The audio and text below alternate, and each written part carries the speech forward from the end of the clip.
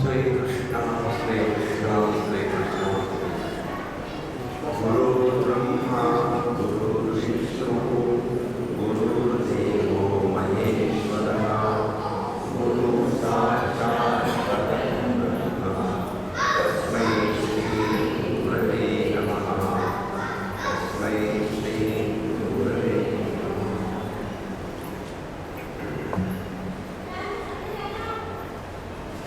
जीवन में क्या करना है क्या नहीं करना है, पहली बात।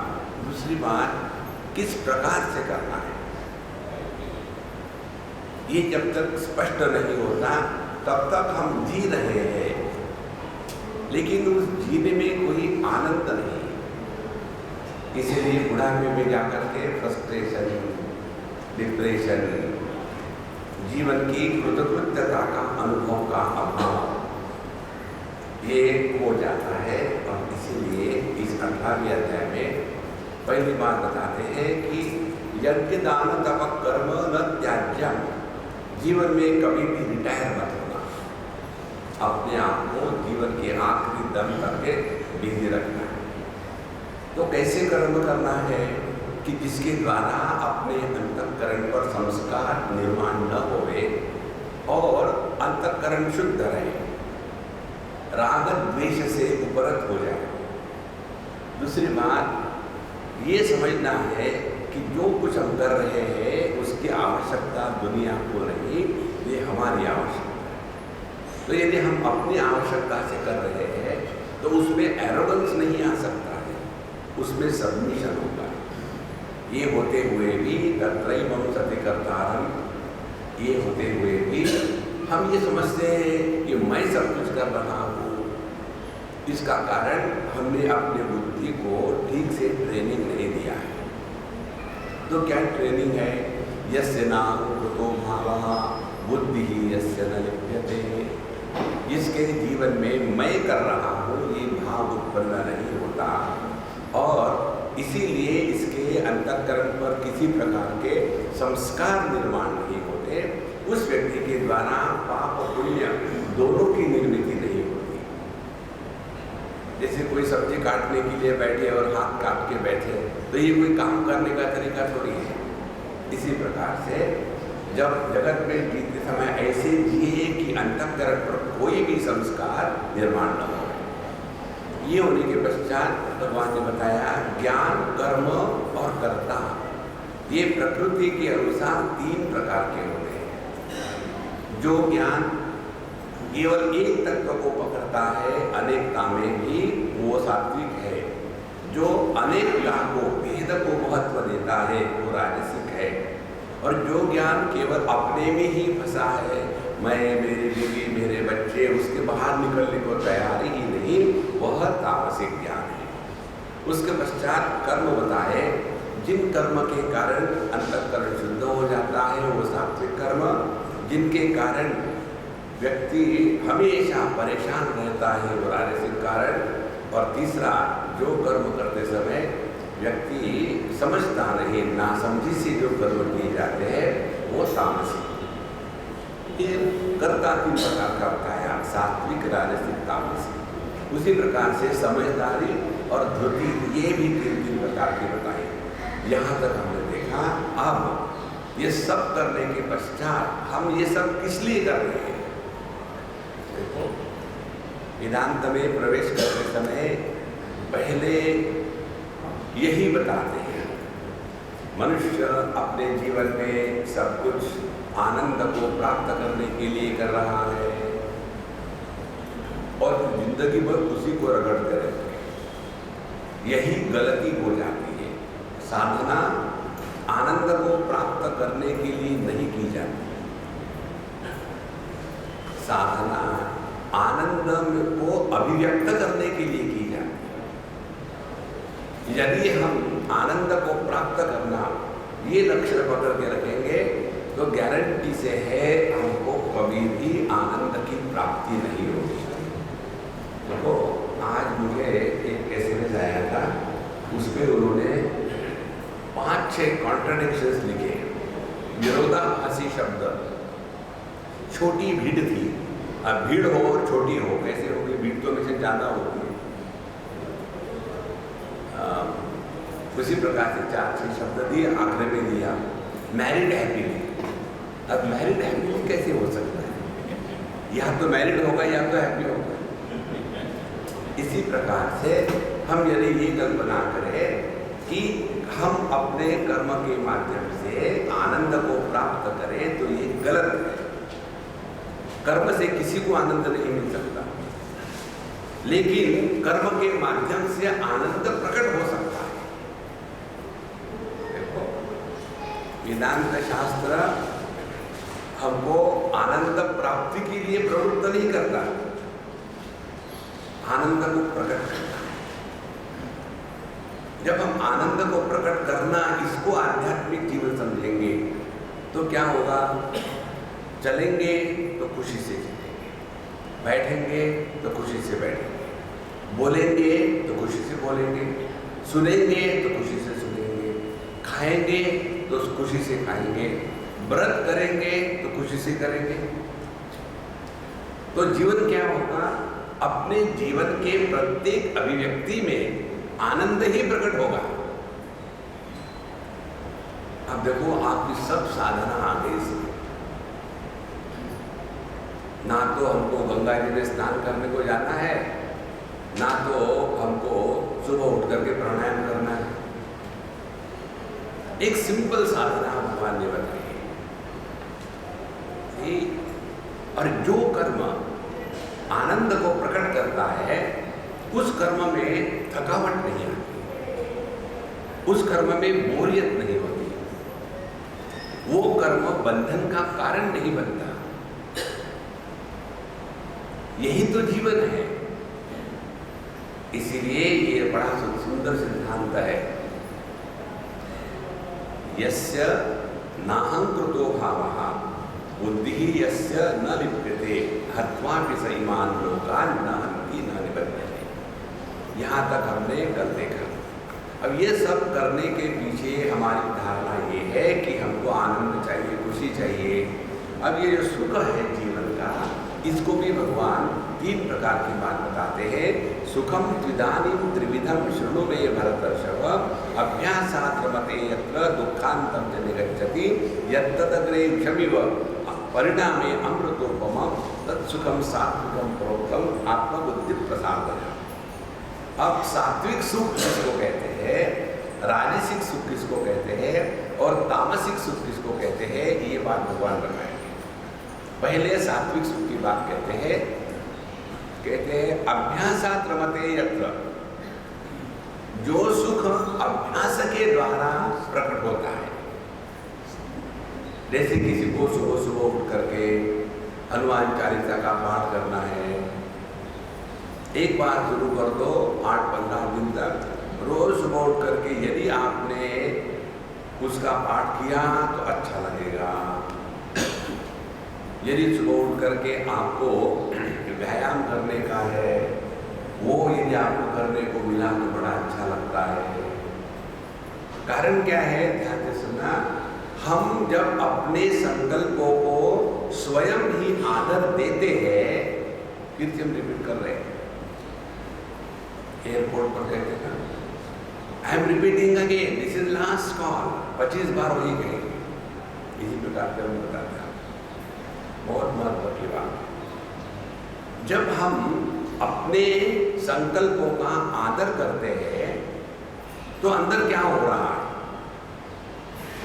संकल्प है ज्ञान शक्ति, उसको जीवन में उतारना, यह है क्रिया शक्ति। जब अपना ही ज्ञान अपने क्रिया में उतर आता है तो हम अपने चैतन्य स्वरूप के पास पहुंचते हैं। ऐसे ये 2 उंगलियां एक ही पंजे से निकली हुई है। जैसे जैसे हम ये उंगली के नोक से पंजे की तरफ जाएंगे तो 2 उंगलियों के अंदर का जो डिस्टेंस है वो कम होता जाएगा। देखो, मैं यहाँ से ज्ञान की किरण निकल रही है, मैं यहाँ से क्रिया की किरण निकल रही है। मैं जानता हूँ, मैं करता हूँ। अब ये मैं से जितने हम दूर जाएंगे उतना ज्ञान और क्रिया में अंतर बढ़ जाएगा।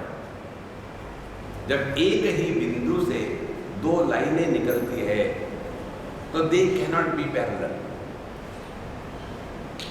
और जैसे जैसे इस बिंदु से हम दूर जाएंगे वैसे वैसे ये डिस्टेंस बढ़ जाएगा। तो दूर कैसे जाते हैं हम दूर जाते हैं जब अपने ही ज्ञान को अपने जीवन में कार्यान्वित नहीं किया तो ये डिस्टेंस बढ़ता जाएगा। और ये डिस्टेंस बढ़ते बढ़ते एक ऐसा समय आता है कि व्यक्ति का आत्मविश्वास समाप्त हो जाता है। I don't think I can do this, मुझे ये करना संभव नहीं, ये होता नहीं। भगवान का नाम लेना, हम जब भी नाम लेते हैं उल्टे सीधे विचार आते हैं, हमसे नहीं होगा। सुबह उठना हमसे होता है, हम नहीं उठ सकते। जब व्यक्ति के अंतःकरण में ये भाव निर्माण होता है ना कि अपने ही प्रति ना तो आदर सत्कार है, ना तो अपने प्रति आत्मविश्वास है, ये कोई व्यक्तित्व है। और इसीलिए यहाँ कहते हैं कि जब व्यक्ति नित्य नियम से अभ्यास में लगा हुआ है, अपने जीवन को डिसिप्लिन में रखा है, तो ऐसे व्यक्ति के जीवन में कहते हैं अभ्यासात् रमते यत्र दुःखांतं च निगच्छति। फिर ऐसे व्यक्ति के जीवन में स्वयं के कारण होने वाली जो परेशानी है वो बंद हो जाती है। देखो, हम लोग दूसरे के कारण दुखी यदि हो रहे हैं तो संभावना है हम दूसरे से हट जाए। लेकिन जब व्यक्ति अपने ही कारण परेशान है तो जाओगे कहां? तो असली परेशानी मनुष्य के जीवन में अन्य के कारण नहीं होती, अपने कारण होती है। देखो, दिल्ली में बहुत भीड़ भाड़ है, हम तो साधना करने के लिए हिमालय पहुंचेंगे, पहुंच जाओ हिमालय। एक हमारे मित्र हमको कह रहे थे कि स्वामी जी मुझे गुफा में जा करके मेडिटेशन करना है। कितने लोगों ने ऑटोबायोग्राफी या फिर योगी पढ़ के रखी है और उसमें बताते हैं एक गुफा में एक दिन चले गए और वहाँ वो मेडिटेशन कर रहे। अब इन्होंने देखी शुरू हो गया कि मैं भी जा करके वहाँ करूँगा।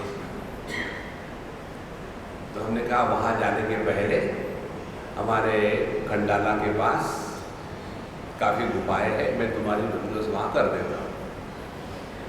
एक मंदिर के बगल में 2-4 बड़ी गुफाएं हैं, बहुत पुराना मंदिर है। हमने कहा तुम वहाँ चले जाओ, मैंने पंडित जी को चिट्ठी लिख दी और ये महात्मा पहुँच गए। शाम हो गई, पंडित जी वापस, और ये गुफा में एकमेवा द्वितीय ब्रह्म बैठा है, अंधकार, कीड़े हैं, लाइट नहीं, बाथरूम नहीं, पानी नहीं, मच्छर है। आप परेशान, रात भर में अकेले यहाँ कैसे रहूँगा? फिर ऋषि आए और उनको स्वामी जी वहाँ तो कुछ भी नहीं, वहाँ कैसे बैठ सकते हैं? अब क्या करें? हमने कहा ऐसा पूछो क्या करें, मैं बताता हूँ। और सिंपल टेक्निक है, तुम जिस कमरे में जाते हो ना, जहाँ रहते हो, सब व्यवस्था ठीक है, आपकी है, उसके बाहर एक बोर्ड लगा दो, गुफा, और घुस जाओ। ये सब दिमाग में ही है, बाहर कहीं नहीं है। क्योंकि कहीं भी जाओगे तो जो परेशानी देने वाला मैं है वो तो ज्यों का त्यों है ना महाराज, तो जाओगे कहां?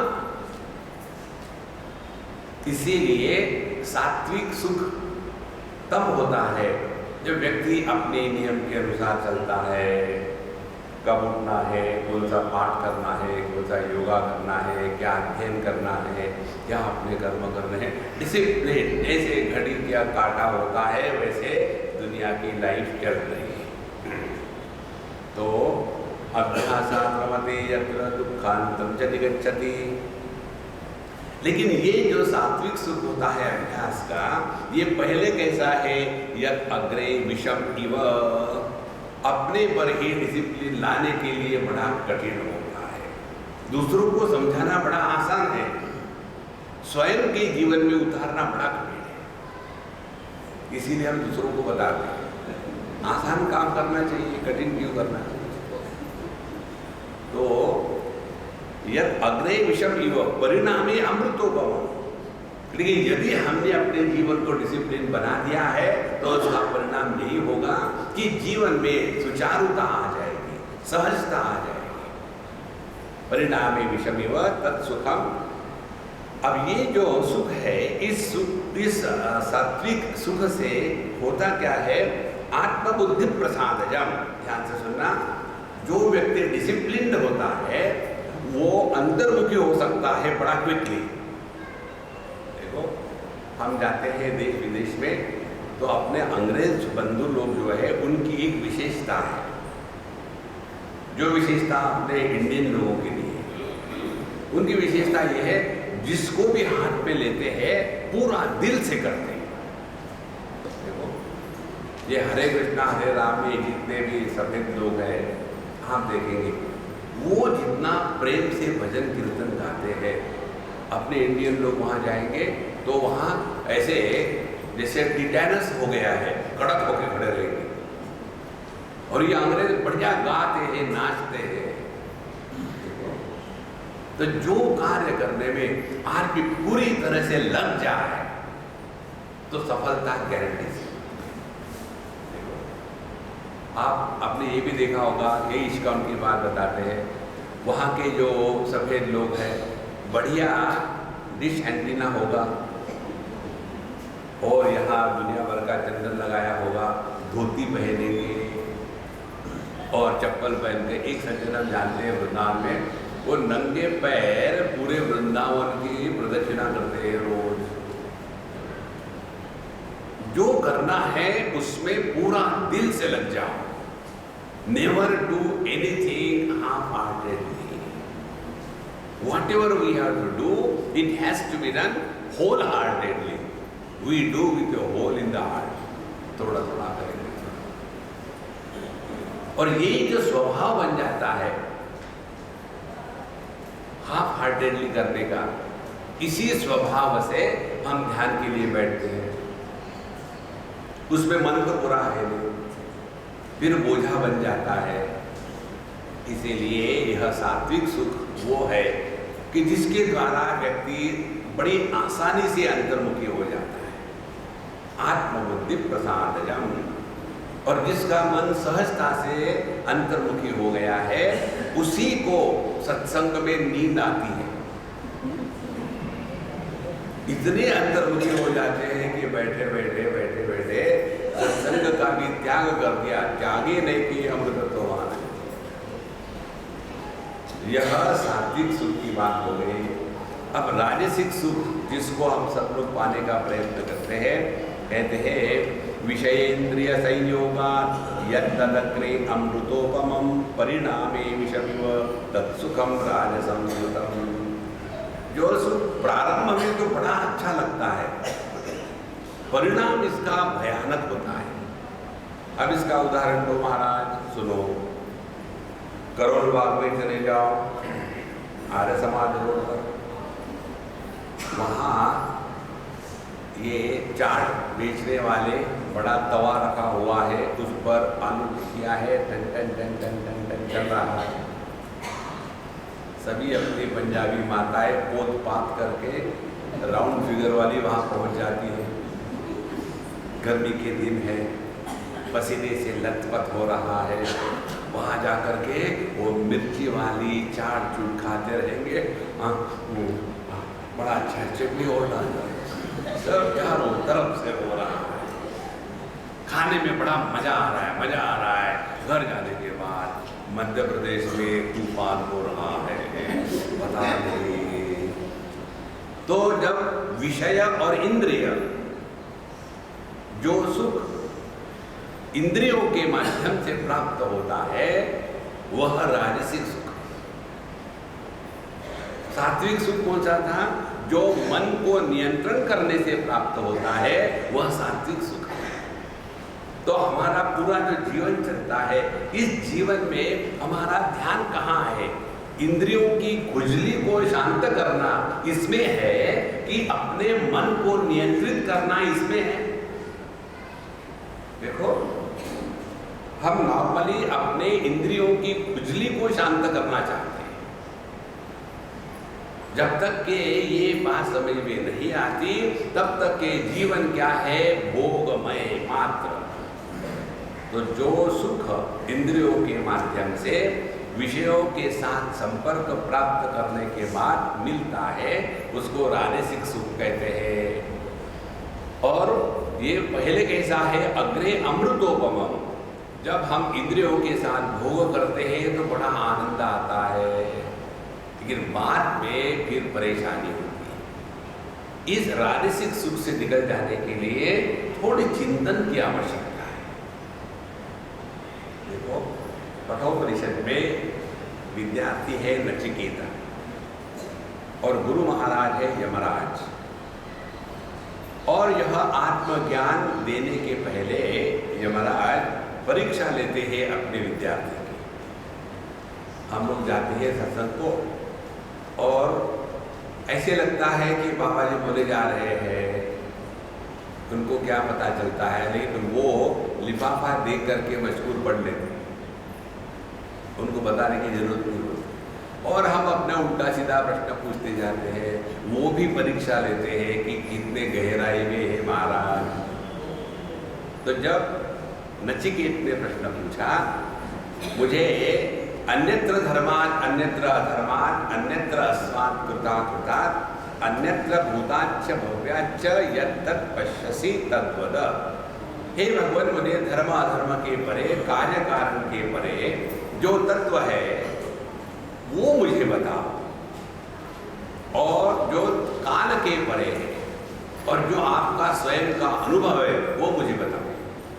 जब उन्होंने ऐसा प्रश्न पूछा तो गुरु महाराज ने सोचा जरा इसकी परीक्षा ले ले, कितने गहरे पानी में है। प्रश्न अनेक प्रकार से पूछे जाते हैं। एक प्रश्न पूछने का तात्पर्य होता है परीक्षा लेना। एक बार एक स्कूल में एक प्रश्न पूछा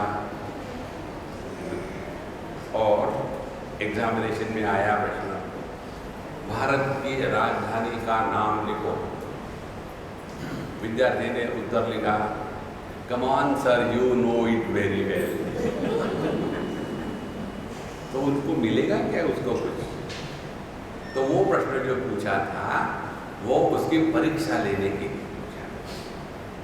दूसरा प्रश्न का भाव होता है ऑब्जेक्शन लेने के लिए। आप कैसे लेट आए, माने it is not expected that you can be late. दूसरा ऑब्जेक्शन होता है। तीसरा होता है अगले को पहचानने के लिए कितने गहरे पानी में। और चौथा भाव होता है जिज्ञासा। देखो, अर्जुन ने जब जिज्ञासा प्रकट करी, जिज्ञासा कैसे प्रकट करी अर्जुन ने, शिष्यस्ते हम शाधिमाम त्वां प्रपन्नम। हे भगवान, हम आपका शिष्यत्व स्वीकार करते हैं और आप हमको अब इंस्ट्रक्टर करो। शाधिमाम, शादीमाम नहीं है, शाधिमाम। शादीमाम कहेंगे तो मेरी शादी करा दो। इसलिए यह जो राजसिक सुख है ये इंद्रियों के गुलामी के कारण हम उसके पीछे लगे रहते हैं। तो यमराज ने नचिकेता के सामने स्वर्ग की सब अप्सराओं को खड़ा कर दिया। देखो, ये सब तो अप्सरा है ना, आपको पता है ना, अपने हिंदी भाषा में गवर्नमेंट सर्वेंट्स को अफसर कहते हैं। अब अप्सराएं कौन हो गई? उनकी बीवियां। तो ये सब अप्सराएं जो है ना, ये सब तुम्हारे भोग के लिए उपलब्ध है। उनकी जो कार्य है ये सब तुम्हारे लिए उपलब्ध है, सब तुम्हारे लिए। इनको ले लो, भोगो, क्यों चक्कर में पड़ते हो? आत्मा क्या है, परमात्मा क्या, क्या फर्क पड़ता है? जो भी हो। उस समय नचिकेता के जो विचार है वो हमको इस इंद्रियों की गुलामी से निकालने का तरीका है।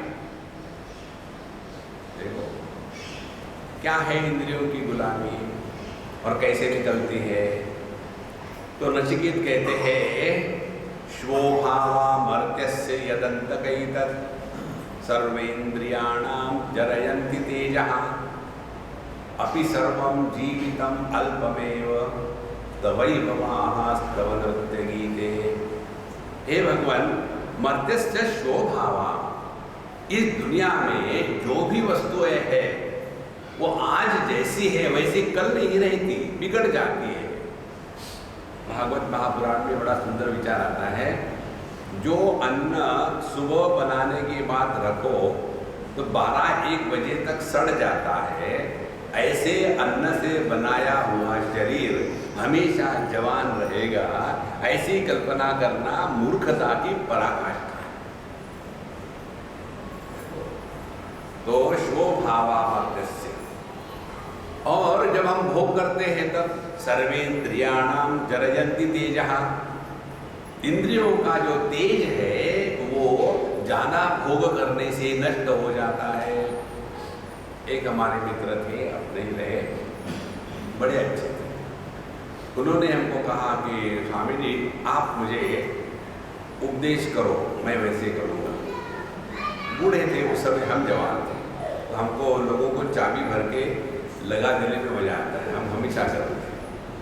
हमने सोचा कि बुढ़ाओं को चाबी लगा दें, और वो पान खाने में उस्ताद थे।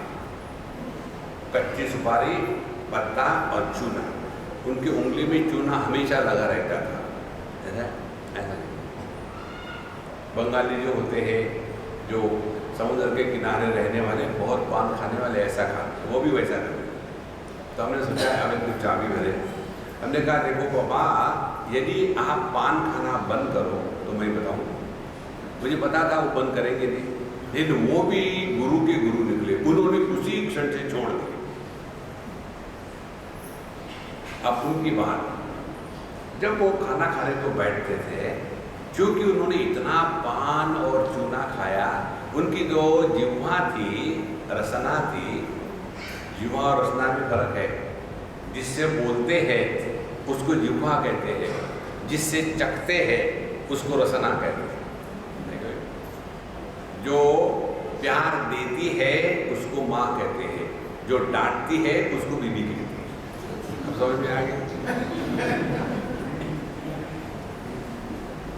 तो उनकी जो रसना थी ऐसी मोटी हो गई थी कि जैसे जूते की चमड़ी की जो होती ना जिह्वा, उस प्रकार कुछ भी उनको टेस्ट नहीं आता था।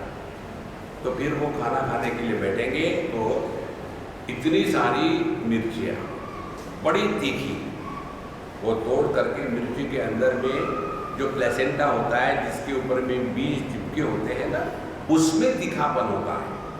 मिर्ची के चमड़ी में तीखापन नहीं होता, मिर्ची के बीज में तीखापन नहीं होता। तीखापन होता है जिसको ये बीज चिपके हुए होते सफ़ेद अंदर वाला, उसमें तीखापन होता है। तो वो ऐसा मिर्ची को तोड़ते थे, बाहर का चमड़ी फेंक दिया, और जो तीखा होता वो अपने जिह्वा पर ऐसा रगड़ते थे, बाहर जिह्वा निकाल करके 4-6 मिर्चियों, तब जाकर के उनकी जिह्वा में थोड़ी थोड़ी चेतना आ जाती थी, तब जाके वो खाना खा सकते। क्योंकि किसी भी इंद्रियों के द्वारा ज्यादा भोग करो तो इंद्रियों की शक्ति खत्म हो जाती है, उसमें रस नहीं मिल सकता। देखो दूसरा उदाहरण दे, एक लड़का, हम कहीं थे अमेरिका में, हम सब खा रहे थे चॉकलेट या आइसक्रीम वगैरह, और वो नहीं खा रहा। तुम क्यों नहीं खा रहे? बोले मेरा ब्रांड नहीं है, हम ये नहीं खाएंगे, मुझे वही चाहिए। अब वो संभव था नहीं, अब ये रूठ बैठा है। तो हमने इसको कहा देखो मैं तुमको एक टेक्निक बताता हूँ, करके देखो। जो तुमको बहुत अच्छा लगता है ना, उसका भोग बहुत कम करना चाहिए। ये चॉकलेट तुमको अच्छा लगता है, आप इसको 2 महीने तक मत खाना। 2 महीने के बाद केवल एक ही पीस खाना, फिर देखो इसका कैसा आनंद आता है। किसी भी विषय के भोग को नित्य निरंतर मुक्त हस्त से करते रहो तो उस भोग में आनंद की मात्रा उतने ही अंश में कम हो जाती है। सर्वेन्द्रियाणाम जरयन्ति तेजः अपि सर्वं जीवितम अल्पमेव उन्होंने कहा था नचिकेत को कि मैं तुझे बहुत लंबी आयु दूंगा। आयु लंबी नहीं होती, जो बूढ़ा होते हैं उनको पूछो, और जो बाकी होते हैं उनको पूछो। जो जवान होते हैं वो कहते हैं कि अब तो बाबा जी को भगवान ने कृपा करके उठा ही लेना चाहिए, उनका दुख हम नहीं देख सकते।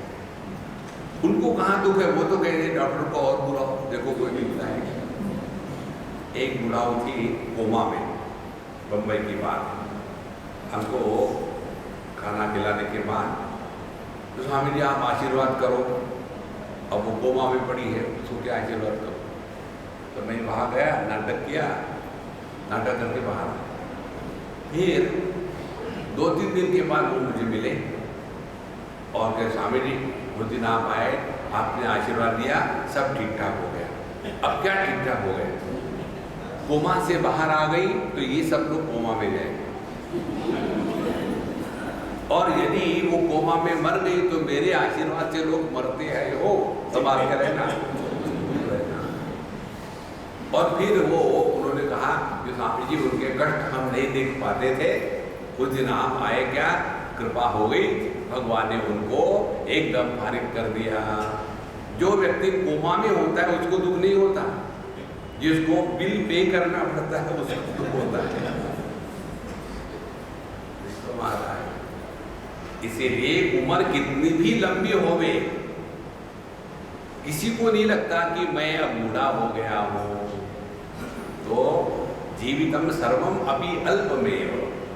इसलिए ये भ्रांति दिमाग से निकाल दे कि इंद्रियों के माध्यम से प्राप्त होने वाला सुख वास्तविक सुख है, नहीं।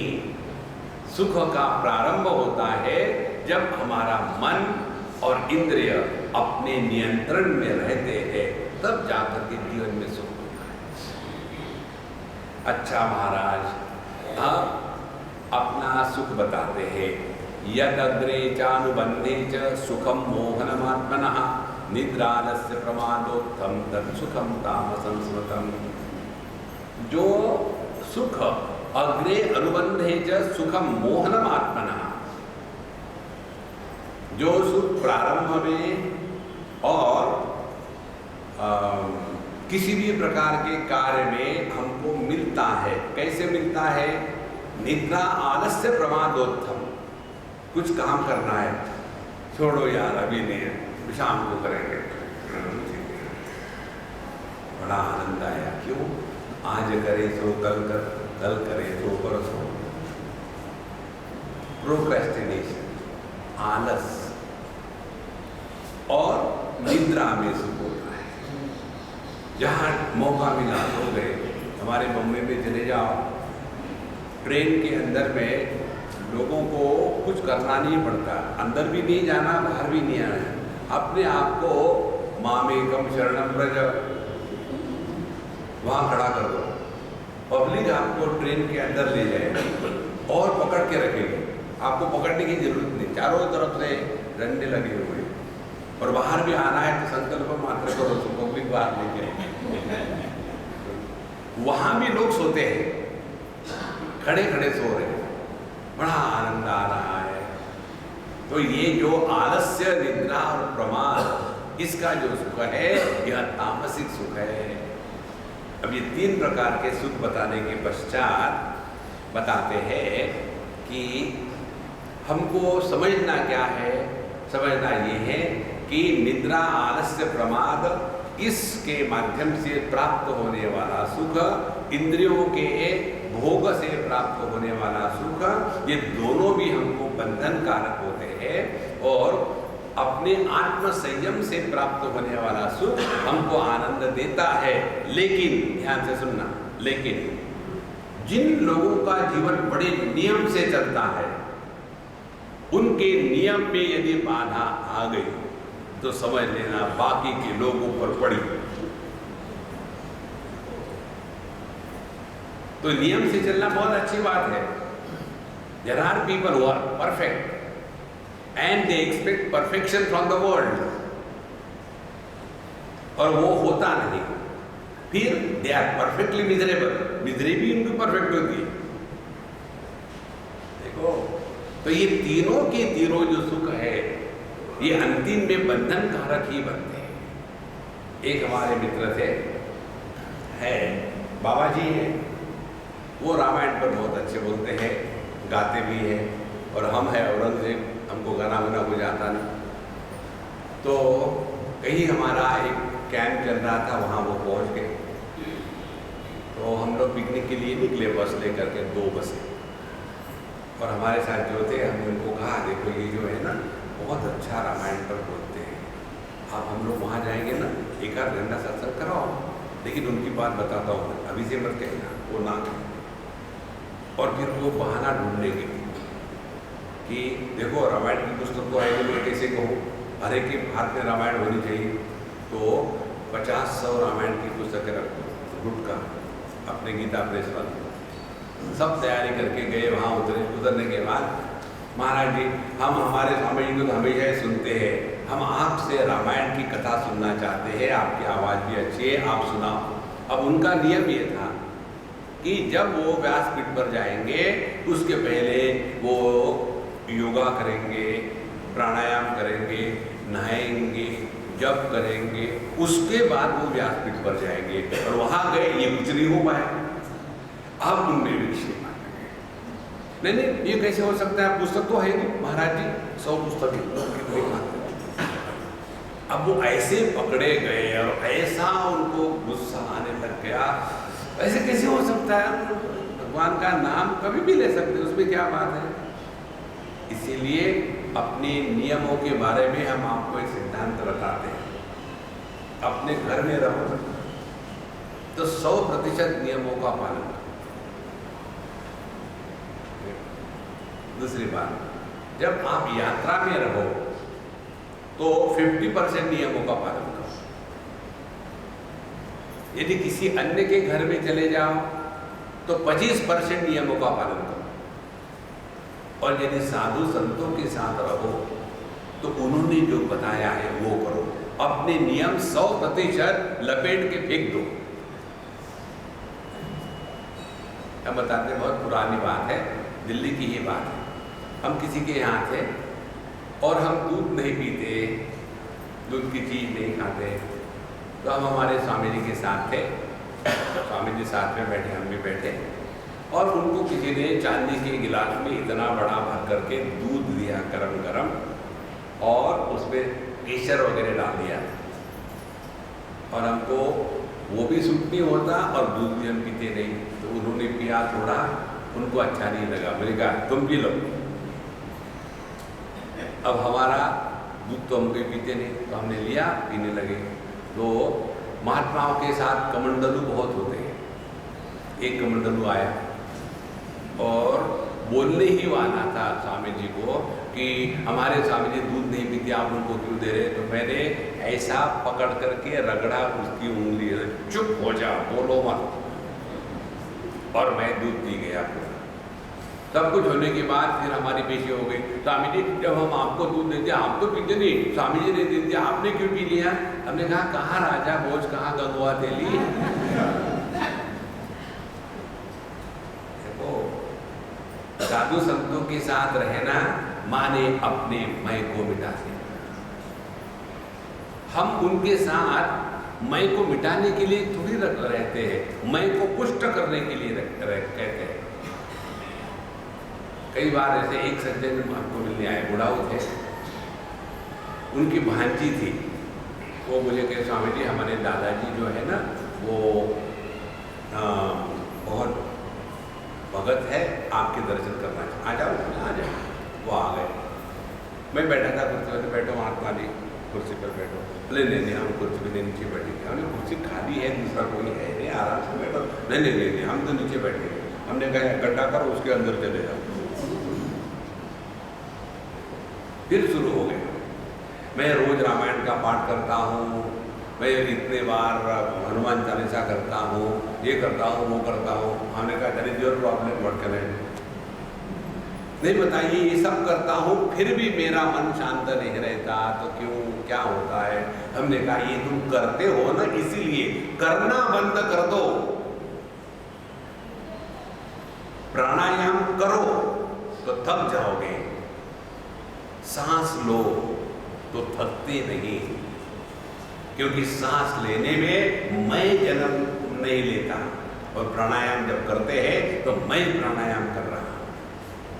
संतो, आध्यात्मिक साधना मैं को पुष्ट करने में नहीं है, मैं को गला देने में। और इसीलिए यहाँ कहते हैं कि ये जो 3 प्रकार के सुख है, इन तीनों में बंधन है। निद्रा आलस्य का जो सुख है, ये जीवन को नष्ट करने में है, मौका खो देना है। इंद्रियों के माध्यम से सुख की प्राप्ति विषयों का गुलाम होना है, और सेल्फ डिसिप्लिन के द्वारा जब हम आध्यात्मिक जीवन में चलते हैं तो हमको उसी में नहीं फंसना है, हमको अल्टीमेटली उसके भी परे जाना है। देखो, इसीलिए यहाँ कहते हैं न तदस्ति पृथिव्यां वा दिवि देवेषु वा पुनः सत्वं प्रकृतिजैर्मुक्तं यदेभिः स्यात् त्रिगुणैः। तो जीवन में, जगत में एक भी व्यक्ति ऐसा नहीं है कि जिसके अंतःकरण में ये 3 गुणों का प्रभाव नहीं होता। कभी हमारा अंतःकरण, हमारा मन बड़ा सात्विक रहता है, नींद से उठने के बाद बड़ा शांत है, किसी को डांटना नहीं, खींचना नहीं। घर के सब लोग आश्चर्य करते हैं, आज बाबूजी को क्या हो गया, इतने शांत है। और वहाँ चाय की प्याली हाथ से गिर गई, टूट गई, चारों तरफ चाय फैली। अब घर के सब लोग परेशान, आप बाबूजी गुस्सा करेंगे, लेकिन बाबूजी कोई बात नहीं, किसको लगा तो नहीं ना, मैं साफ कर देता हूँ। सबको लगता है कि क्या हो गया, आज गड़बड़ तो है कि ठीक है। एक आध बार हम उठते हैं, उठने के बाद सबके ऊपर भोंकना शुरू कर देते हैं। एक आध बार हम उठते हैं फिर सो जाते हैं।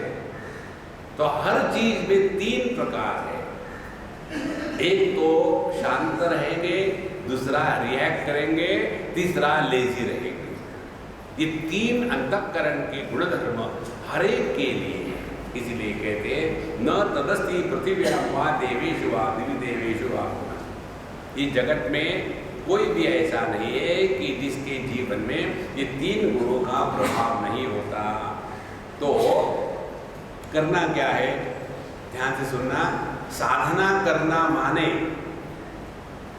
ये 3 गुणों के प्रभाव से अपने आप को मुक्त करना, उसमें फंसना नहीं है।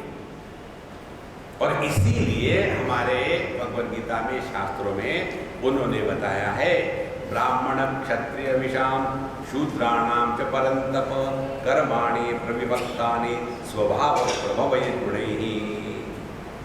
अब आ जाओ, क्या कहते हैं उसको, कोटा सिस्टम में। ब्राह्मण क्षत्रिय वैश्य शूद्र, इनको लेकर के जितना सत्यानाश हुआ है उतना सत्यानाश टेररिज्म से नहीं हुआ। अब वो क्या है, भगवान कहते हैं स्वभाव प्रभवै गुणैः। हर एक के लिए वही दवाई लागू नहीं होती। दवाई दी जाती है व्यक्ति के रोग के अनुसार। अब इसको ध्यान से समझ लेना। जो प्लांट किंगडम है, वनस्पति, अब उसका यदि हमको अध्ययन करना है तो ये शास्त्रज्ञों ने क्या किया है, ये प्लांट किंगडम को क्लासिफाई किया है। एनिमल किंगडम का यदि अध्ययन करना है तो उन्होंने क्या किया, एनिमल किंगडम को क्लासिफाई किया है, वर्टेब्रेट्स, नॉन वर्टेब्रेट्स। फिर वर्टेब्रेट्स जो है उनको फर्दर क्लासिफाई किया है कि those who are mammals, those who are avians, those who are reptiles.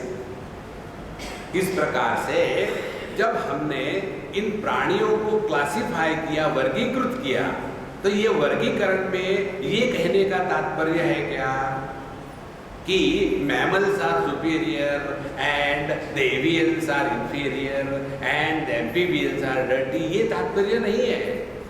ये तो संपूर्ण एनिमल किंगडम का अध्ययन करने की एक प्रक्रिया है। देखो हमारे 4 लड़के हैं, हमको कोई मिलने आया और ये चारों थे वहाँ खम्बे के जैसे खड़े। तो हमको पूछा, स्वामी जी महाराज जी कौन है? वे हमारे 4 लड़के हैं, ये जो बड़ा है ना ये PhD कर रहा है, वो जो दूसरा है ये कॉलेज में पढ़ता है, जो तीसरा है ये 8वीं 9वीं में है, और चौथा है अभी तो ये KG1 KG2 में है। जब ऐसा हमने कहा तो हमारे कहने में ये भाव है क्या कि जो PhD कर रहा है वो श्रेष्ठ है और जो KG1 KG2 में है वो कनिष्ठ है? ये तो केवल उनका डिस्क्रिप्शन है, बाकी कुछ नहीं है। वर्ण का अर्थ जाति भेद नहीं, वर्ण का अर्थ जिसके द्वारा वर्णन होता है उसको वर्ण कहते हैं। देखो वर्णनात् वर्ण। अब कौन सा वर्णन करते हैं? मनुष्य को यदि क्लासिफाई करना हो टेक्निकली तो उनका वर्णन 4 प्रकार से हो सकता है। पहला वर्णन ये है कि एक प्रकार के लोग ज्ञान प्रधान होते हैं, बुद्धि प्रधान होते हैं। देखो जो ज्ञान प्रधान हो गए, बुद्धि प्रधान हो गए, उनकी प्रेरणा, उनकी प्रवृत्ति अध्ययन में स्वाभाविक होगी। तो जो मुख्य ज्ञान प्रधान है उनको ब्राह्मण नाम से लेबल लगाया गया। दूसरे जो प्रकार के मनुष्य हो सकते हैं वो लीडर ब्रांड होते हैं। लेकिन कैसे लीडर है वो स्वार्थ से प्रेरित काम करने वाले नहीं है, जिनके व्यक्तित्व में सत्वगुण का प्राधान्य है, रजोगुण का सहाय है और तमोगुण नहीं जैसे है, उसको कहेंगे ब्राह्मण। जिनमें रजोगुण का प्राधान्य है, बड़े कर्म में लगते हैं, बड़ा प्लानिंग करते हैं, लेकिन उसमें स्वार्थ की दुर्गंध नहीं है, इनको कहेंगे क्षत्रिय। तीसरे है जो बड़े काम में लगे रहते हैं लेकिन जिनमें स्वार्थ से प्रेरित कर्म है, उनको कहेंगे वैश्य। और जिनमें प्रेरणा ही नहीं है उनको कहेंगे शूद्र। उनको तो बताओ भाई यहां से वहां तक के 25 बाल्टी पानी डाल दो, तुमको 2 रुपए मिलेंगे। और ये पूछे 2 रुपए लेकर के 1 रुपए की दारू, 1 रुपए की बीड़ी। देखो तो ये 4 प्रकार के जो लोग बताए हैं, इन चारों को अच्छा बुरा कहना, श्रेष्ठ कनिष्ठ कहना ये नहीं है। अपने व्यक्तित्व में भी 4 प्रकार के लोग हैं। अपना जो सर है वो ब्राह्मण कहलाता है, ठीक? उसके बाद हमारी जो बाहु है ये क्षत्रिय है, ये मध्य प्रदेश जो है ये वैश्य है, इकट्ठा करके रखता है, और पैर जो है ये शूद्र है, ये सेवा करते हैं। तो अपने पैरों को हम कहेंगे, क्योंकि पैर को आपने शूद्र कह दिया है, हमेशा जूती में रखते हैं, अब हम नियम बदलेंगे क्या? पैरों से खाना खाओ तो थाली में खड़े रहेंगे, चावल सब्जी के बीच में। देखो महाराज, ये जीवन की प्रणाली नहीं हो सकती। जो एक दूसरे को बांटते हैं वो साधक नहीं है, वो संत नहीं है। इसीलिए ब्राह्मण क्षत्रिय विषाम शूद्राणाम च परंतप कर्माणि प्रविभक्तानि। तो हमारी जैसी जैसी मेकअप है उसके अनुसार हमको कर्म दिए जाते हैं। अब देखो हम लोग भी, हमको कोई काम करवाना हो तो पहले हम क्या करते हैं? देखते हैं कि कौन से काम के लिए कौन व्यक्ति लायक है। तो जब हमको कुछ काम करवाना हो तो पहले हम उस व्यक्ति की उस कर्म में लायकी देखते हैं, तभी तो करेंगे ना। जैसे बम्बई में एक हमारी कन्या है और वो फटाक से समझ लेती है हम जो कहते हैं। तो हमारी जो पुस्तकें निकलती है, जैसे हम बम्बई में हो तो वो अपने स्कूल से आ जाती है 12-2 बजे करीब में। उस समय हम जग रहे हो तो शुरू करते डिक्टेशन, नहीं जग रहे हो तो वो भी आराम कर लेती है। ये जैसे हम उठेंगे, समझो 2:30-3 बजे उठ गए, खाना खाने के पश्चात दिन के समय वो हाँ शुरू करो, और हम अपना धड़ाधड़ बोलना शुरू कर देते हैं। और बोले जा रहे हो और वो लिखती जाती है, 1 मिनट नहीं लगता। और ऐसे एक के बाद 50, 60, 100, 200 पेज एक झटके में निकल आते हैं। तो दूसरी थी स्वामी जी, आप हमको कुछ काम नहीं बताते। हमने कहा ऐसा करो, तुम कपड़े को ठीक से प्रेस करो। स्वामी जी, आप उसको तो बताते हैं लिखने का काम और मुझे बताते हैं कपड़े को प्रेस करने का काम। हमने कहा अपने औकात पहचानो, तुमको अंग्रेजी नहीं आती, मैं अंग्रेजी बोल रहा हूं। तो जिसको मैंने कपड़े को प्रेस करने को बताया, क्या उसका तिरस्कार किया है? देखो महाराज, इसीलिए शास्त्र बताते हैं हम क्या करते हैं ये महत्व का नहीं है, हम जो भी करते हैं कैसा करते हैं और किस लिए करते हैं। यदि हमने अपने गुणों के अनुसार कर्म किया और उस कर्म के माध्यम से अंतःकरण को शुद्ध पवित्र करना है, ये हुआ तब जाकर के हमारा आध्यात्मिक जीवन चल रहा है। देखो, एक बार मुझे किसी ने पूछा, कोई लेडीज की मीटिंग में हमको बुलाया था, स्वामी जी हम आपके विचार सुनना चाहते हैं कि लेडीज के लिए 33% रिजर्वेशन होना चाहिए, इसके बारे में आपके विचार क्या। हमने कहा हम इस पर विश्वास नहीं रखते। तो बोले हमको पता था। हमने कहा हमको पूरा बोलने दो। हमने पूरा कहाँ बोला? हमने बोलिए लेडीज के लिए 33% रिजर्वेशन नहीं होना चाहिए, 100% होना चाहिए। आप लोग काम करो, हम लोग बैठ के खाएंगे। रोटी आप बनाओ, गाड़ी आप चलाओ और मिनिस्ट्री आप चलाओ और पुलिस में आप जाओ, जवान आप बनो। अच्छी बात है ना। फ्री में जब नौकर मिलते हैं तो क्यों नौकरी करे, आराम से खाए करो। देखो, स्त्री के जीवन का सौंदर्य अच्छी संतान को एक उच्च प्रकार के नागरिक बनाने में है। महाराज, एक माँ यदि एक बच्चे को अच्छा ट्रेनिंग दे करके बनाए तो बड़ी बड़ी सीईओ होने से भी बढ़कर है। इसीलिए हमको भगवान ने जिस स्थान में रखा है उस स्थान में ऐसे रहे कि जिसके द्वारा अपना अंतःकरण शुद्ध हो जाए। तो कर्माणि प्रविभक्तानि स्वभाव प्रभवी गुणैहि, तो जैसा हमारा स्वभाव है उसके प्रभाव के अनुसार कर्म करें ताकि अंतःकरण शुद्ध हो जाए।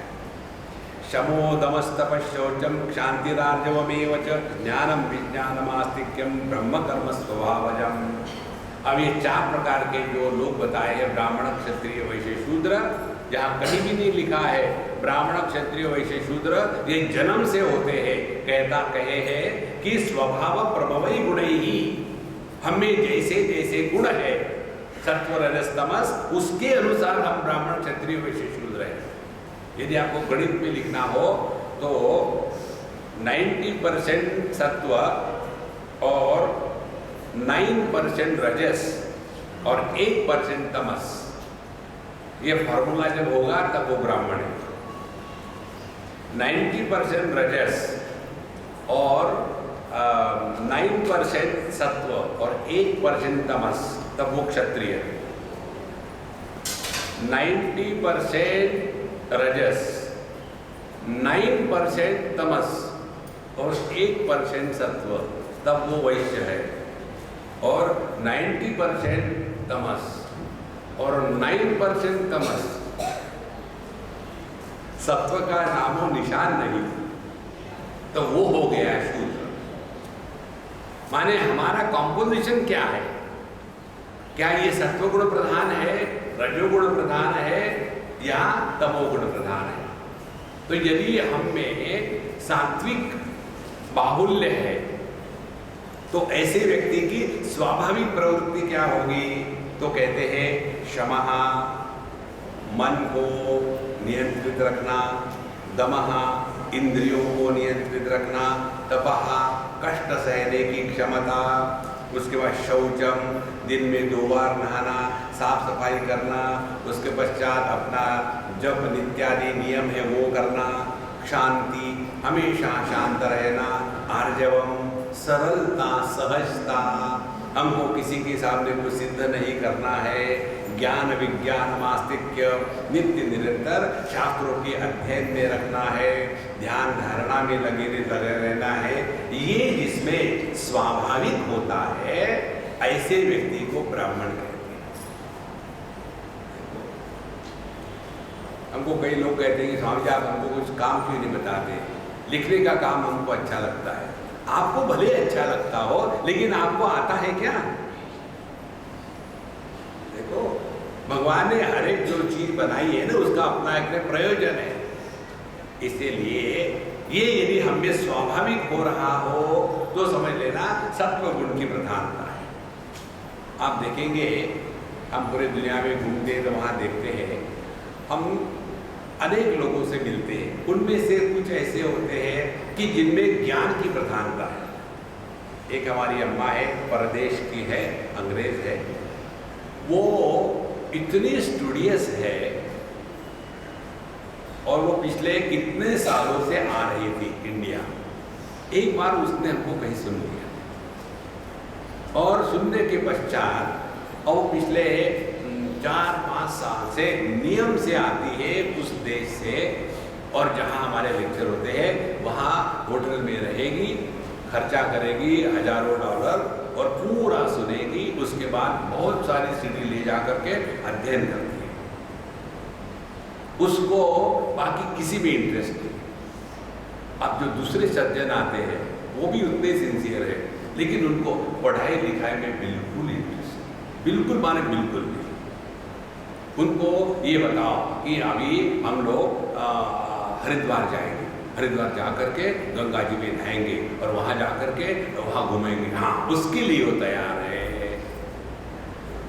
एक तीसरे सज्जन है, उनको क्या है, हमें हम ऐसा करेंगे यहाँ से जो है ना रुद्राक्ष माला ले जाएंगे, 100 रुपए की रुद्राक्ष माला ले जाएंगे और वहाँ $25 में बेचेंगे तो जाने आने का खर्च निकल जाएगा, वैश्य पैदा हो गया। एक बार हम कलकत्ते से दिल्ली आ रहे थे, बहुत पुरानी बात है, एक सज्जन हमको मिले, महाराज जी आप लोग कैसे जाते हो? हमने कहा ट्रेन में बैठ करके। नहीं आपका टिकट कौन खरीदता है? हमने कहा आपके जैसे संत लोग हमको दे देते हैं। नहीं ऐसा नहीं, आप कुछ करते क्यों नहीं? क्या करूँ, कुछ करना हो तो बाबा जी को बना। बोले हम लोग करते वैसा करो। क्या करते हैं? बोले यहाँ हल्दी सस्ती मिलती है तो हम यहाँ से जाते समय 4 बोरे हल्दी के ब्रेक वैन में डाल देते हैं और वहाँ जा कर के उसके डिफरेंस पे हमारा जाने आने का खर्चा सब कुछ निकल जाता है। हमने कहा लेकिन ये पैसेंजर ट्रेन है तो इसमें ये तो अलाउ नहीं है। बोले आपको क्या पता है, हम थोड़ी करते हैं। जैसे हम आते हैं कुली को पैसे पकड़वा दिए, कुली वो गार्ड से बात कर लेता है, हम तो बोरे को हाथ तक नहीं लगाते और हमारे हाथ में कागज होता है और वहाँ गए अपना पैसा ले लिया, कागज उसको दे दिया, अब वो उसका है कि वो उठा कर ले जाए कुछ कर, हमको क्या है, अपना तो जाना आने का खर्चा बिजनेस हो गया। सीखो महाराज को सीखो, की धन्य हो गुरु धन्य हो। वैश्य प्रवृत्ति जिसकी होगी वो हर जगह में केवल किस प्रकार से अपना फायदा हो सकता है बाय डिफॉल्ट वो समझ लेता है, उसको विचार नहीं करना पड़ता, नेचुरली होता है। इसीलिए एक बात बताए, एक कहाँ की बात है, हम किसी स्मशान में गए थे, कोई लड़का मरा था हमारे स्कूल का, तो हमको भी जाना था। दोपहर का टाइम था, 12-1 बजे का लंच टाइम। तो हम थोड़ा आगे गए और बाद पीछे से वो सब आ रहे थे, तो एक लड़का खेल रहा था, उसने बाहर से बांग लगाई अपने पिता को, वो वहाँ स्मशान में लकड़ी बेचने का भी काम करता था। उसने वहाँ से आवाज़ लगाई, पापा पापा तुम क्या कर रहे हो, गिराई का आ रहा, उठो। उसके लिए मुर्दा गिराई देखो सर। तो इसलिए अपनी प्रवृत्ति जिसमें है स्वाभाविक, उसको ऐसा करे कि जिसके द्वारा अंतःकरण शुद्ध हो जाए। इस पे ब्राह्मण श्रेष्ठ नहीं है, क्षत्रिय श्रेष्ठ नहीं है, वैश्य श्रेष्ठ नहीं है और शूद्र श्रेष्ठ नहीं है। श्रेष्ठता है हमको भगवान ने जहाँ रखा है, कैसा रहते हैं कि जिसके द्वारा अपना अंतःकरण शुद्ध और पवित्र हो जाए। और जिनमें ये नहीं है उनको आप कहो चलो बैठो, आप पुरुष सूक्त का पाठ करो, ओम सहस्रशीर्षा पुरुषा सहस्राश सहस्रपाद। देखो हर एक की बस की बात नहीं है, कहना बड़ा आसान होता है। आगे कहते हैं अब क्षत्रिय के क्या गुणधर्म है। शौर्यम तेजो धृतिर्दाक्षम युद्धे चाप्य पलायनम दानमीश्वर भावश्च क्षात्रम कर्म स्वभावजम।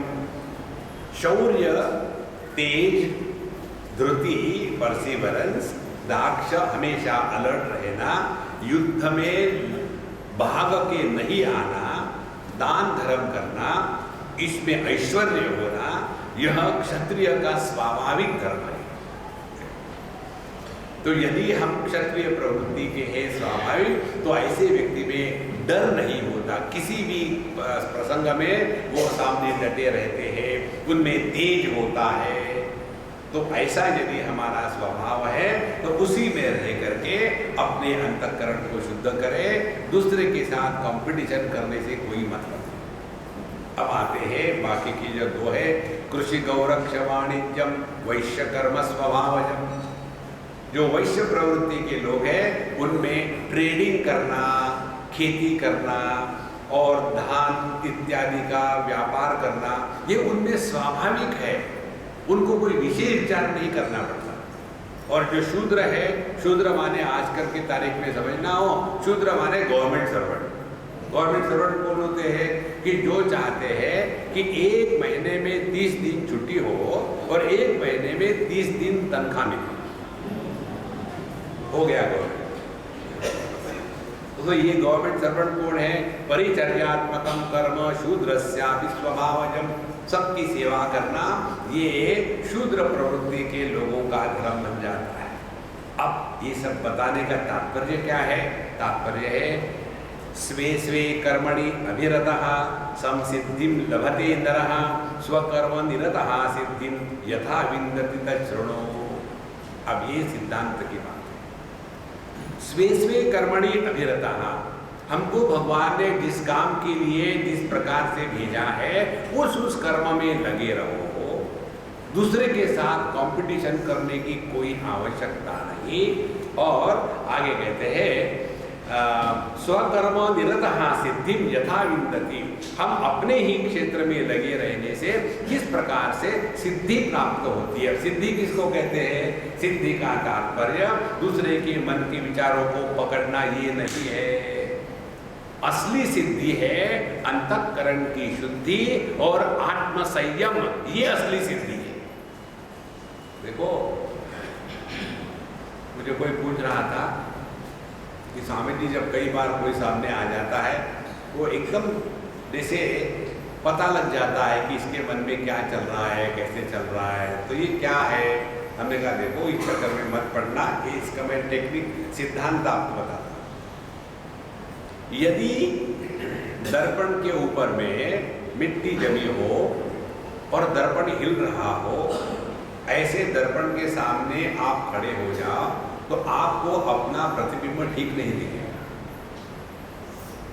दूसरी बात, यदि दर्पण के सामने आप खड़े हो लेकिन आप दर्पण के जो प्रतिबिंबित करने वाला भाग है वहाँ नहीं, उसके पीछे का जो है जिसको कुछ लेयर लगाई होती है उसको देखो तो आपको प्रतिबिंब दिखेगा ही नहीं। और यदि दर्पण स्थिर हो, स्वच्छ हो, स्टेबल हो और ऐसे दर्पण के सामने खड़े हो जाओ तो आपको प्रतिबिंब स्पष्ट दिखेगा। इसी प्रकार से जब हमारा मन बहुत ही विक्षेपित रहता है, डिस्टर्ब रहता है, तो ऐसे मन को सब वस्तु ग्रहण करने की क्षमता नहीं, जिसको योग शास्त्र में वृतंभरा प्रज्ञा कहते हैं। वृतंभरा प्रज्ञा किसको कहते हैं? जिसको अंग्रेजी में कहेंगे कि इंट्यूटिव नॉलेज, इंट्यूटिव अंडरस्टैंडिंग, माने ये कार्य कारण के परे है। तो जब हमारा अंतःकरण ऐसा शुद्ध पवित्र हो गया है और एकदम अंतर्मुखी हो गया है, मन का अंतर्मुखी होना माने मन में जगत के विषय व्यक्तियों को लेकर के हलचल नहीं होना और मन सोया भी नहीं है। ऐसा जो मन सोया नहीं है, बहिर्मुखी नहीं है, ऐसे अंतर्मुखी मन में अगल बगल में जो भी कुछ हो रहा है वो अपने आप प्रतिबिंबित होता है। अब मुझे बताओ, दर्पण को किसी को भी प्रतिबिंबित करने के लिए क्या प्रयत्न करना पड़ता है? वो तो उसका स्वभाव है। तो जो साधना करनी है, चाहे हम ब्राह्मण क्षत्रिय वैश्य शूद्र हो, साधना इसलिए करनी है कि जिसके द्वारा हम अपने अंतःकरण को शुद्ध पवित्र करें। इसीलिए भगवद गीता अर्जुन को बताती है कि अर्जुन, तुम्हारा इस समय का कर्म युद्ध करने का है। तुम क्षत्रिय हो, बाबा जी बनने का प्रयत्न मत करना। इसलिए स्वे स्वे कर्मणि अभिरतः संसिद्धिं लभते नरः स्वकर्मणा तमभ्यर्च्य सिद्धिं विन्दति मानवः। और स्वकर्मनिरतः सिद्धिं यथा विन्दति तच्छृणु। अब अपने कर्म में किस प्रकार से लगना है कि जिसके द्वारा अंतःकरण शुद्ध पवित्र होगा। और यहाँ बहुत ही सिंपल तरीका बताते हैं भगवान। पहली बात, यतः प्रवृत्तिर्भूतानां येन सर्वमिदं ततं स्वकर्मणा तमभ्यर्च्य सिद्धिं विन्दति मानवः। ध्यान से सुनना सब। जब हम कर्म करते हैं तो कर्म करने में कर्तृत्वाभिमान का होना आवश्यक है। और जब कर्तृत्वाभिमान होगा तो उस कर्तृत्वाभिमान के कारण अंतःकरण में राग द्वेष निर्माण होंगे और उस कर्म का फल हमको मिलेगा।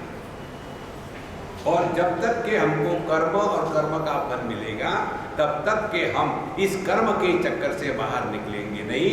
फिर उनके लिए कहते हैं पुनरपि जननम पुनरपि मरणम पुनरपि जननी जठरे शयनम। इससे आपको उपरति नहीं मिलेगी। तो क्या करें? कर्म करना छोड़ दो। हाँ महाराज, ये आपने बढ़िया बताया। लेकिन कर्म करना छोड़ने का अर्थ भी समझ लो। कर्म कैसे छोड़ते हैं? ध्यान से सुनना। भगवान के जो भगत लोग होते हैं उनके ऊपर में कर्म का सिद्धांत लागू नहीं होता। जब हमारे प्राइम मिनिस्टर गाड़ी में बैठ के जाते हैं उन पर ट्रैफिक रूल्स लागू नहीं होते। तो क्या प्राइम मिनिस्टर बने? नहीं, दूसरा होगा। प्राइम मिनिस्टर तो सभी है अपने देश में। दूसरा उदाहरण क्या है? जो गाड़ी चलाता है उस पर ट्रैफिक रूल लागू होते हैं, जो गाड़ी में बैठता है उस पर ट्रैफिक रूल लागू नहीं होते। तो क्या करो? गाड़ी में बैठो। फिर गाड़ी कौन चलाएगा? कन्हैया लाल के हाथ में अपने गाड़ी का स्टीयरिंग थमा दो। यद्यत् कर्म करोमि तत्तदखिलं शंभो तवाराधना। अपने जीवन के कर्मों को ईश्वर की आराधना के रूप में करें। अब ध्यान से सुनना। भगवान की आराधना करने का तात्पर्य क्या है? जब हम भगवान को जल चढ़ाते हैं तो कौन सा जल चढ़ाएंगे? पवित्र शुद्ध जल चढ़ाएंगे। यदि भगवान को हमको वस्त्र चढ़ाने हैं तो हम ये कहेंगे क्या? बहू देखो जरा वो अपने बेटे का जो लंगोटी था ना, चलो भगवान को चढ़ा देते। नहीं, यदि हमको भगवान को वो ये खाना खिलाना है, नैवेद्य देना है, तो ये कहेंगे क्या? देखो कल की वो सैंडविच रखी थी फ्रिज में, उसी को ले आना, आदि है भगवान को भोग लगा देना। भगवान के लिए जो कार्य किया जाता है वो सुंदर, पवित्र और बेस्ट होता है। और भगवान के लिए किया गया कार्य एकदम स्वयं प्रेरणा से, आनंद से होता है। जिस कर्म में, ध्यान से सुनना, आनंद प्रकट होता है वह भगवान की पूजा है। एक बार हम किसी दूसरे देश में थे, अपने NRI के पास। आपको पता है ना NRI किसको कहते हैं? Those who are not real Indians, they are called non-NRI, not real Indians. तो उनके यहाँ गए, खाना पीना खा रहे थे, तो वो हमको कहते स्वामी जी आप जब आते हो ना बढ़िया खाना मिलता है, आप रोज यहीं रहा करो। हमने कहा देखो मैं रोज यहाँ रहूँगा ना तो जैसे तुमको बर्तन साफ करने पड़ते वैसे मुझे भी साफ करने पड़ते। और दूसरी बात, मेरे लिए जब खाना बनाती है तुम्हारी पत्नी तो खुश होकर के बनाती है, इसीलिए उसमें रस आता है। बिल्कुल सिंपल काम। वो क्यों खुश होती है? क्योंकि उसके अंतःकरण में हमारे प्रति प्रेम आदर है। भगवान की पूजा करना माने हरेक कर्म के साथ प्रेम और आदर के साथ करो तो आपको दुख कभी होगा ही नहीं। देखो अंतःकरण की शुद्धि यही है, हर हालत में मौज में रहो, तब जाकर के अपनी साधना करिए। अन्यथा कुछ भी करो हमेशा क्या चल रहा है तो कोई मतलब नहीं। तो असली अंतःकरण की शुद्धि और सिद्धियां जो प्राप्त है, सिद्धि यही है। आपको तपस्या करने के लिए, सिद्धि प्राप्त करने के लिए जंगल में हिमालय में जाने की आवश्यकता नहीं है। क्योंकि तपस्या क्या होती है? तपस्या होती है इनवाइटेड प्रॉब्लम्स। एक टांग पर खड़े रहे, भगवान ने दो दिए, दो पर खड़े रहो, एक टूट जाएगी तब एक पर खड़े रहे। नहीं, हम तपस्या करेंगे, हम उपवास करेंगे, दिन भर कुछ नहीं खाएंगे, रात को बदला निकालेंगे। ये तपस्या नहीं होती। देखो महाराज, आपको तपस्या करने का मैं सिंपल तरीका बताता हूँ। आप लोग शादीशुदा हैं, घर में सुखी रहो, पत्नी के कारण नहीं, पत्नी होते हुए भी आपने बड़ी तपस्या करी। एक दूसरों के साथ रहना बड़ा कठिन होता है। हमको तो आप लोगों पर बहुत बड़ा गर्व है। आप तो बहुत ही बड़े संत हो। ऐसे एक गृहस्थ पहुंच गए महात्मा जी के पास हिमालय में, तो जैसे वो पहुंचे तो महात्मा जी हमारे जैसे होंगे, जरा पकड़ रहे, तो महात्मा जी बाहर आए और उनको एकदम साष्टांग दंडवत किया। महाराज जी आप ये क्या कर रहे हैं, क्या कर रहे हैं? बोले भगवान आप तो हमसे बड़े त्यागी हो, इसीलिए हम आपका आदर कर रहे हैं। बोले हम कहाँ त्यागी हैं जी, हम तो गृहस्थ है। बोले नहीं, हमने तो ये दुखमय जगत का त्याग करके उस आनंदमय परमात्मा के मार्ग पर चल पड़े। ये तो हमारा तुच्छ त्याग है। आपका त्याग कितना बड़ा है, आप अनंत कोटि ब्रह्मांड नायक आनंद के सागर परमात्मा का त्याग करके इस गटर में जा रहे हो। आपका त्याग तो हमसे बड़ा है। इसीलिए सिंपल टेक्निक, जीवन में कर्म करना बंद करो और हर कर्म को पूजा के दृष्टि से करो। भगवान के भक्त पर कर्म का सिद्धांत लागू नहीं होता। कारण क्या है? कारण ये कि हर चीज को भगवान को जोड़ देते हैं। उनको कंप्लेन कहीं नहीं है। कर्म करने वाले कंप्लेन करते हैं, भगवान के भगत कंप्लेन नहीं करते। इसीलिए हम ज्यादा प्रश्नोत्तरी को कभी प्रोत्साहन नहीं देते, क्योंकि बच्चे जब प्रश्न पूछते हैं ना उसमें जिज्ञासा होती है, बुढ़ाओ जब प्रश्न पूछते हैं उसमें कंप्लेन होती है। स्वामी जी मेरी पत्नी ऐसी भयानक क्यों है? अब तुमने जब शादी करी तो मेरे एडवाइस दी थी क्या? एक बार किसी के यहाँ शादी हो गई, दोनों मेरे पास ले आए, स्वामी जी बच्चों को उपदेश करो। हमने क्या, बहुत लेट हो गया। शादी के पहले उपदेश होता है, शादी के बाद प्रार्थना होती है। बचा देखो, जीवन को ईश्वर की आराधना के रूप में करें तो आपके जीवन में पाप पुण्य निर्माण नहीं हो। स्वकर्मणा तम अभ्यर्च। अब देखो, चाहे भगवान की पूजा आरती करो, चाहे वहां बैठ करके रामायण का पाठ करो, चाहे मंदिर को साफ करने के लिए झाड़ू लगाओ, चाहे बगीचे में जाकर के अच्छे अच्छे पेड़ पौधे लगा करके फूल उगाओ, कर्म क्या कर रहे हो ये महत्व का नहीं, किस लिए कर रहे हो ये महत्व का है। जब सेवा की बात होती है तो महात्माओं की सेवा करना माने दबाना ही थोड़ी होता है। अपने हिंदुस्तानी लोगों का प्रेम कैसे होता है, खिला। वो सोचते हैं कि महात्मा लोग माने टिफिन बॉक्स है, उसमें दबाते जाओ और बड़ा मुश्किल से बंद करो। क्या हो रही, सेवा हो रही। इसीलिए ईश्वर की सेवा करने का तात्पर्य है जो जो कर्म करने के लिए हमको जहां जहां प्रभु ने रखा है वो कर्म, मानो हम ईश्वर की आराधना कर रहे हैं। ईश्वर की आराधना करने का तात्पर्य है कर्म करने की प्रेरणा ईश्वर है, कर्म करने के लिए वही उन्हीं के लिए कर रहे हैं और कर्म प्रेम से आनंद से कर रहे हैं। कभी भी अपने कर्म के माध्यम से आनंद को प्राप्त करने का प्रयत्न मत करना। फिर हर एक कर्म को आनंद को व्यक्त करने के लिए करना। चलना है खुशी से चले, फटक फटक भैंस के जैसा नहीं। बोलना है एक एक शब्द एकदम स्पष्ट निकले। नहीं तो हमको क्या बोलना है हमको ही पता नहीं। इस प्रकार से स्वकर्मणातम अभ्यर्च सिद्धि विन्दति मानवः। और आगे बताते हैं जब हम इस प्रकार से कर्म में लग जाते हैं तो दूसरे के साथ कंपेयर कभी मत करना। अपने को जो बताया है प्रभु ने उसको करो। इसलिए श्रेयान स्वधर्मो विगुणः परधर्मान् स्वनुष्ठितान् स्वभाव नियतं कर्म कुर्वन्नाप्नोति किल्बिषम्।